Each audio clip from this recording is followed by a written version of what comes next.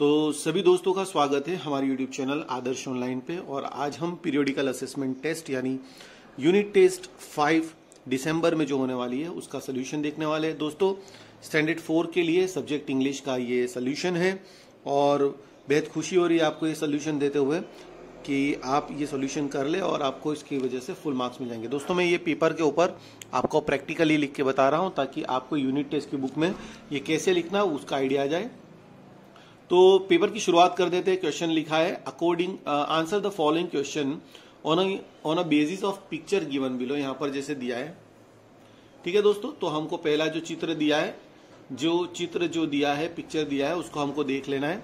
यहाँ पर एक रेसिंग ट्रैक जैसा नजर आ रहा है और उसमें सिटी है, सिटी लैंडस्केप बना हुआ है, सैटेलाइट नजर आ रही है और एक रेसिंग ट्रैक है जिस पर हमको 1 2 3 4 एनिमल्स यहाँ पर नजर आ रहे हैं, donkey, cock, dog and cat.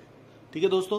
तो अब ये चित्र देख लेने के बाद, अच्छे से इसको ऑब्जर्व कर लेने के बाद, अगर हम सवाल की बात करें which animal do you see in this picture, तो हम यहाँ पर इसके ये ऑप्शन लिख देंगे, donkey, cock, dog and cat, ये लिख देंगे पहले आंसर में।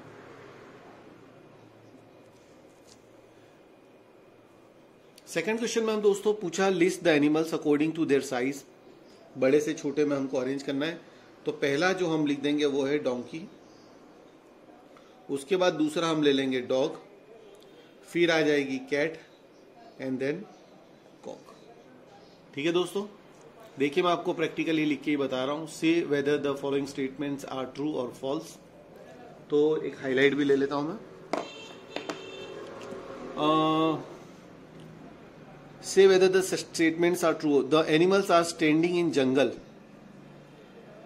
False. All the animals are standing in a line, true. The dog is standing next to donkey, false. दोस्तों यहां पर हमको पहला स्टेटमेंट फॉल्स है, फिर ट्रू है, फिर फॉल्स है। इसको मैं हाईलाइट कर देता हूं। अब दोस्तों बिना वक्त गवाए मैं आपका ज्यादा वक्त नहीं लूंगा और क्वेश्चन 2 की अगर हम बात करें तो हमको यहां पर इंडिया के ग्रेट हीरोज के फोटोग्राफ्स दिए हुए हैं, उनका नेम लिखना है और अकॉर्डिंग टू उनका परिचय भी देना है। तो पहले ये जो हमको नजर आ रहे हैं ये श्री सरदार वल्लभ भाई पटेल है, तो हम यहां पर लिख देंगे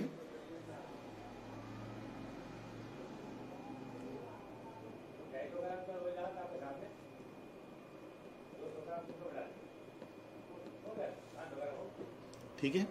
अब हमको इनका परिचय देना है तो लिख देंगे Sardar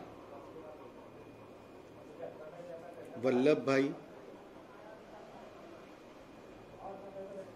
Patel was known as Iron Man of India। ठीक है दोस्तों, यहां पर हमने हैंड रिटन लिख दिया इसका आंसर और पेज को आप टर्न ओवर करेंगे हम।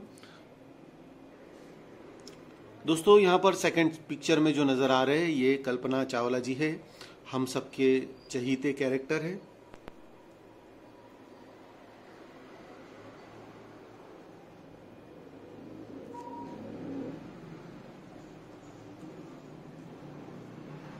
और अगर हम उनका परिचय दे तो हम इस तरह से लिख सकते हैं,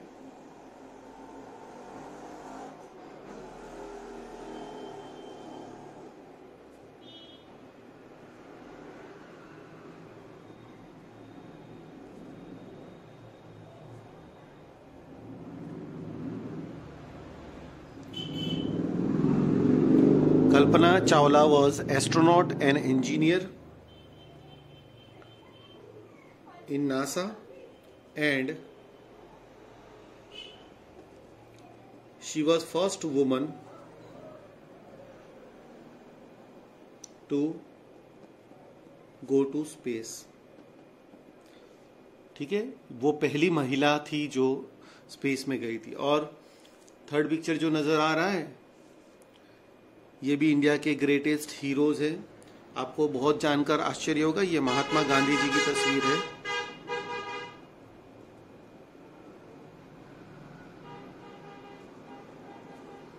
जी हाँ, ये महात्मा गांधी जी की तस्वीर है और अब हम उनके बारे में भी लिख देंगे, बहुत short and sweet. Mahatma Gandhi जी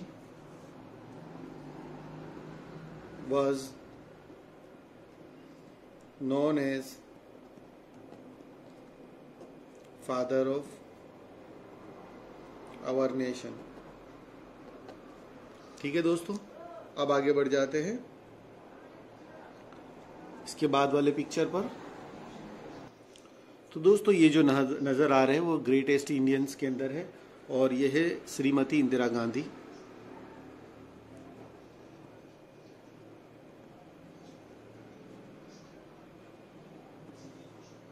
और इनका परिचय देते हुए हम लिखेंगे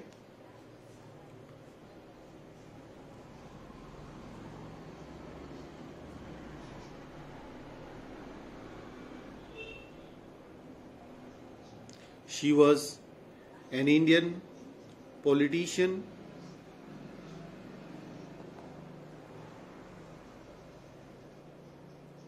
and only woman prime minister of India। She was an Indian politician and only woman prime minister of India। Hindustan की एकलौती महिला वो प्रधानमंत्री रह चुके हैं। अब यहाँ पर एक क्यूट सा बच्चा नजर आ रहा है दोस्तों, कर्ली हेयर है। ये हमारे मास्टर ब्लास्टर सचिन तेंदुलकर जी है।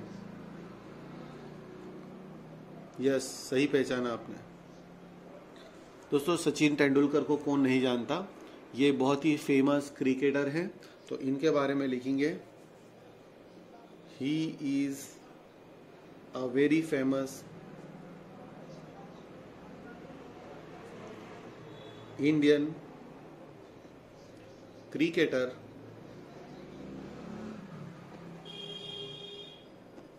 known as Master Blaster।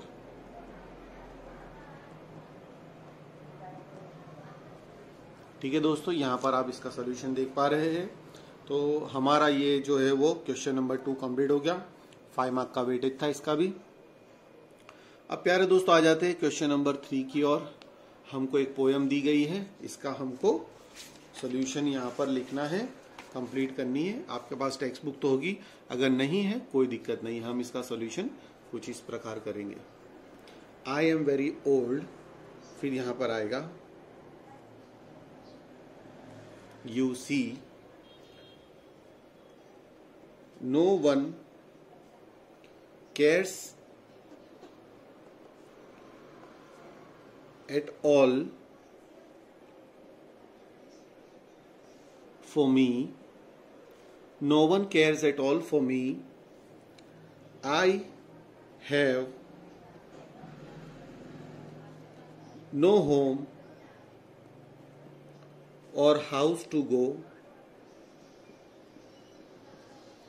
I have no home or house to go, I don't care, I don't know। ठीक है, तो ये हमारा जो सेंटेंस थी वो कंप्लीट हो गई है। अब स्टेंजा हमने कंप्लीट कर लिया, आप इसको ध्यान से देख ले दोस्तों, आपको क्लियर नजर आ रहा है। अब फ्रेंड्स हम आगे बढ़ जाते हैं, हमको फाइनल क्वेश्चन में आ जाते हैं। Arrange the words in alphabetical order. हमको ये सारे word action, annual, honest, freedom और नेशन, इसको असेंडिंग ऑर्डर में अरेंज करने हैं। तो दोस्तों वर्ड है action, annual, honest, freedom and nation. इसका आंसर हम इस प्रकार लिखेंगे, एक्शन और एनुअल तो पहले आएंगे ही,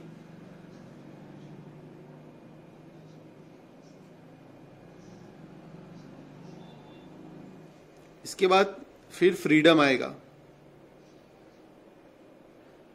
फिर ऑनेस्ट और फिर नेशन। तो एक्शन, एनुअल, फ्रीडम, ऑनेस्ट और नेशन। ठीक है दोस्तों, चलिए आप फाइनल क्वेश्चन की ओर आ जाते हैं। क्वेश्चन 4 का बी। हमको यहां पर कुछ जंबल लेटर्स दिए हैं, हमको उनको जोड़कर इनसे बनने वाले वर्ड लिखने हैं। MRAAF, तो ये फार्मर बनेगा इससे दोस्तों। क्या बनेगा इससे?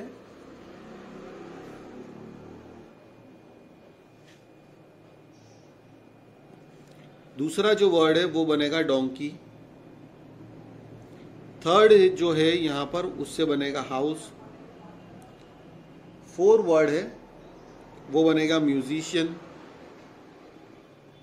और 5th जो वर्ड है वो बनेगा friend.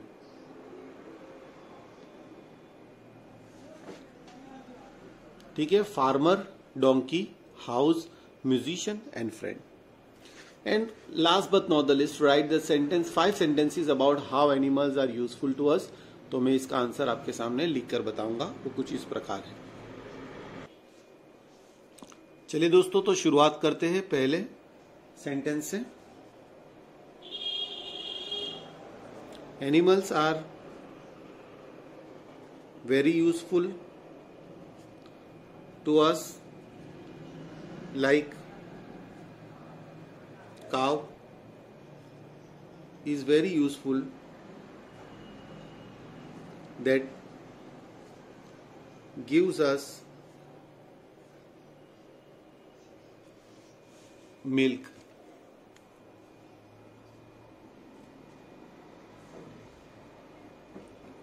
and meat।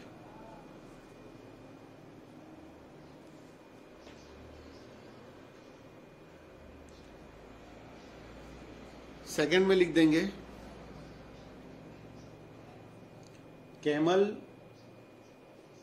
And bullock are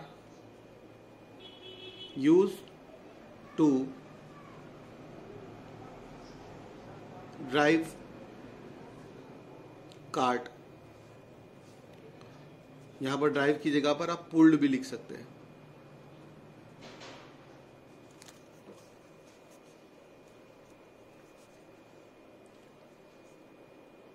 Sheep is also provide us wool।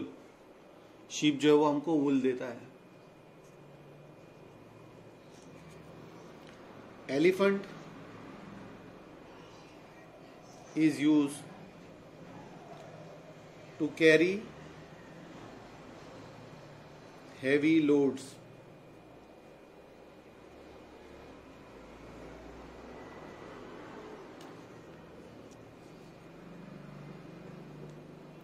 Some animals